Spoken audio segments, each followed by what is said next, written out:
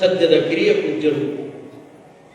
ಅವರು ಸಿದ್ಧಲಿಂಗ ಮಹಾಸ್ವಾಮೀಜಿಯವರ ವರಶಿಷ್ಯರಾಗಿ 23/4/2023 ಭಾನುವಾರ ಬಸವ ಜಯಂತಿಯಂದು, ನೋಡ್ರಿ ಎಷ್ಟು ಅಪರೂಪದ ಪ್ರಸಂಗ ಇದು, ಬಸವ ಜಯಂತಿಯಂದು ಸಿದ್ಧಲಿಂಗ ಮಹಾಸ್ವಾಮಿಗಳ ಪರಮ ಶಿಷ್ಯರಾಗಿ ವರ ಕೃಪೆಯನ್ನು ಪಡೆಯುವುದರ ಮೂಲಕ ಚಿನ್ಮಯ ಅನುಗ್ರಹವನ್ನು ಪಡೆದುಕೊಂಡು ಶ್ರೀಮನ್ನಿರಂಜನ ಪ್ರಣವ ಸ್ವರೂಪ ಶಿವಸಿದ್ದೇಶ್ವರ ಮಹಾಸ್ವಾಮಿಗಳಾಗಿ ಮುಂದಿನ ಅಧಿಕಾರವನ್ನು ವಹಿಸಿದರು.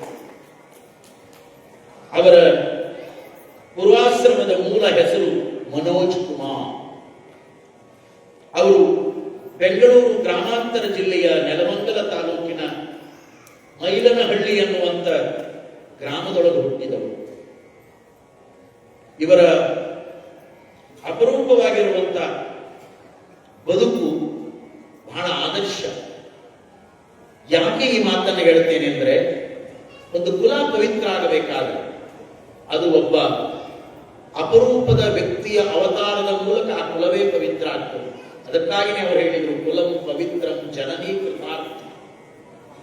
ಜನನಿಯೂ ಕೃತಾರ್ಥಳಾಗ್ತಾಳೆ, ಆ ನಾಡು ಕೃತಾರ್ಥವಾಗ್ತದೆ, ಆ ಕುಲವೂ ಕೃತಾರ್ಥ ಆಗ್ತದೆ. ಯಾಕಂದ್ರೆ ಅವರು ಜಗದ ಕಲ್ಯಾಣಕ್ಕಾಗಿ ಅವತಾರವನ್ನು ತಾಳ್ತಾರಲ್ಲ, ಆ ಉದ್ದೇಶಕ್ಕಾಗಿ. ಹಾಗಾಗಿ ಶರಣ ದಂಪತಿಗಳಾದ ಶ್ರೀಮತಿ ವಿರೂಪಾಕ್ಷಮ್ಮ, ಶ್ರೀ ಎಂ ಬಿ ಷಡಕ್ಷರಯ್ಯನವರ ಏಕೈಕ ಸುಪುತ್ರರಾಗಿ ಹುಟ್ಟಿದವರು ಇವರು. ನಿಮಗೊಂದು ಭಾವ ಪುಲಕಿತವಾಗುವಂತ ಒಂದು ಮಾತನ್ನ ಹೇಳ್ತೀನಿ. ಒಬ್ಬನೇ ಒಬ್ಬ ಏಕೈಕ ಮಗನನ್ನ ಒಬ್ಬ ವಿರಕ್ತ ಸನ್ಯಾಸಿಯಾಗಿ ನಾಡಿಗೆ ಕೊಟ್ಟ ಆ ದಂಪತಿಗಳಿಗೆ, ಶರಣ ದಂಪತಿಗಳಿಗೆ ನಾವು ಕೋಟಿ ಕೋಟಿ ಪ್ರಣಾಮಗಳನ್ನು ಅರ್ಪಿಸಬೇಕು. ಚಪ್ಪಾಳೆಯನ್ನು ತಟ್ಟಿರುವುದು ಯಾರಿಗೂ ಸಾಧ್ಯ ಹೇಳಿ. ನನ್ನ ಮಗ ಒಬ್ಬ ವಿರಕ್ತಾಶ್ರಮದ ಸ್ವಾಮಿಯಾಗಿ ಹೋಗಬೇಕು ಅಂತ ಹೇಳಿ ತ್ಯಾಗ ಮಾಡೋರು ಎಷ್ಟು ಜನ ಇರ್ತಾರೆ. ಇಬ್ರು ಮೂವರು ಇದ್ದರು ಬೇರೆ, ಏಕೈಕ ಪುತ್ರ. ಆ ಮಗನಲ್ಲಿ ಶಿವಕುಮಾರ ಮಹಾಸ್ವಾಮಿಗಳ ಪಾದಕ್ಕೆ ಅರ್ಪಣೆ ಮಾಡಿರುವಂತ ಮಹಾ ಶರಣ ದಂಪತಿಗಳು ಆ ಇಬ್ಬರು ಕೂಡ. ಅವರಿಗೆ ನಿಜವಾಗಲೂ ಭಾವ ತುಂಬಿದ ಕೃತಜ್ಞತೆಯನ್ನ ನಾನು ಸಲ್ಲಿಸ್ತೇನೆ. ಯಾಕಂದ್ರೆ ಇಂಥ ಪುತ್ರರತ್ನರನ್ನ ಈ ನಾಡಿಗೆ ಕೊಟ್ಟರಲ್ಲಿ, ಈ ಸಮಾಜಕ್ಕೆ ಕೊಟ್ಟರಲ್ಲ, ಇದು ದೊಡ್ಡ ಕೆಲಸ ಆಗಿದೆ. ಅದರೊಟ್ಟಿಗೆ ಒಬ್ಬ ಅಪರೂಪದ ಸಹೋದರಿ, ಇವರಿಗೊಬ್ಬ ಅಕ್ಕ.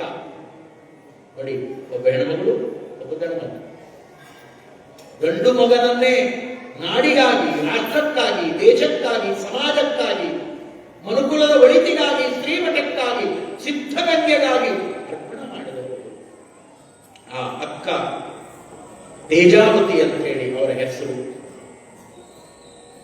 ಈ ಚಿಕ್ಕದಾದ, ಚೊಕ್ಕದಾದ, ಆದರ್ಶಪೂರ್ಣವಾದ ಈ ತಂದೆ ತಾಯಿಗಳಿಬ್ಬರೂ ಕೂಡ ಸಿದ್ಧಗಂಗೆಯ ಪುಣ್ಯ ಪುರುಷರಾಗಿರುವಂತ ಶಿವಕುಮಾರ ಮಹಾಶಿವಯೋಗಿಗಳ ಅನುಗ್ರಹಕ್ಕೆ ಪಾತ್ರರಾಗಿರುವಂತ ಶಿಷ್ಯ ಪರಂಪರೆಯ ಬದುಕನ್ನೇ ಕಟ್ಟಿದ್ದಾರೆ. ನೋಡಿ, ಇವರ ಬದುಕಿನೊಳಗ ಮೈಲನಹಳ್ಳಿಯಲ್ಲಿ 7ನೇ ತರಗತಿಯ ಪ್ರಾಥಮಿಕ ಶಿಕ್ಷಣವನ್ನ ಪೂಜ್ಯರು ಪೂರೈಸುತ್ತಾರೆ. ಅದಾದ ಮೇಲೆ 2000 ಇಸ್ವಿಯಲ್ಲಿ ಸಿದ್ಧಗಂಗಾ ಶ್ರೀಮಠವನ್ನ ಆಶ್ರಯಿಸಿಕೊಂಡು ಬಂದು ಅಲ್ಲಿ ಪ್ರೌಢಶಾಲೆಯನ್ನ ಸೇರುವುದರ ಮೂಲಕ ವಿದ್ಯಾಭ್ಯಾಸವನ್ನು ಮುಂದುವರೆಸುತ್ತಾರೆ. PUC ಅದನ್ನ ತುಮಕೂರಿನಲ್ಲಿ ಪೂರೈಸುತ್ತಾರೆ. ಮುಂದೆ ತುಮಕೂರಿನ ಶ್ರೀ ಸಿದ್ಧಗಂಗಾ ವಿಶೇಷವಾಗಿರುವಂತಹ ಪದವಿ ಕಾಲೇಜಿನಲ್ಲಿ 2007ರಿಂದ 2009ರವರೆಗೆ ವಿಶೇಷವಾಗಿರುವಂತಹ ಪದವಿಯನ್ನ, ಡಿಗ್ರಿಯನ್ನ ಪರಮ ಪೂಜ್ಯರು ಮುಗಿಸ್ತಾರೆ. ಶ್ರೀ ಸಿದ್ಧಗಂಗಾ ಶಿಕ್ಷಣ ಮಹಾವಿದ್ಯಾಲಯದಲ್ಲಿ 2011-12ನೇ ಸಾಲಿನಲ್ಲಿ ಪೂಜ್ಯರು BD ಪದವಿಯನ್ನ ಮುಗಿಸ್ತಾರೆ. ಅಷ್ಟೇ ಅಲ್ಲ, ಅವರು ಕನ್ನಡ ಸಾಹಿತ್ಯದಲ್ಲಿ MA ಸ್ನಾತಕೋತ್ತರ ಪದವಿಯನ್ನು ಮುಗಿಸಿರುವಂತವರು ಪರಮ ಪೂಜ್ಯರು. ಅದರ ಜೊತೆಗೆ ಭೌತಶಾಸ್ತ್ರದಲ್ಲಿ MSc ಪದವಿಯನ್ನ ಮಾಡಿರುವಂತವರು. ಅದರ ಜೊತೆಗೆ ಸಂಸ್ಕೃತ ಅಧ್ಯಯನವನ್ನು ಕೂಡ ಮಾಡಿ ತಮ್ಮ ಬದುಕನ್ನ ಉಜ್ವಲ ಮಾಡಿಕೊಂಡವರು.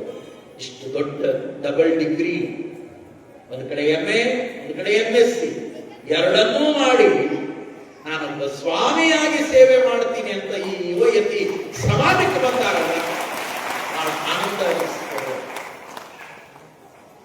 ಎಷ್ಟೋ ಮಂದಿ ಒಂದೀಟ ಏನಾದರೂ ಡಿಗ್ರಿ ಮುಗಿಸಿದ್ರೆ ಬೆಂಗಳೂರು ಹುಡ್ಕೊಂಡು ಹೋಗೋರು ಬಹಳ ಜನ ಅದಾರ.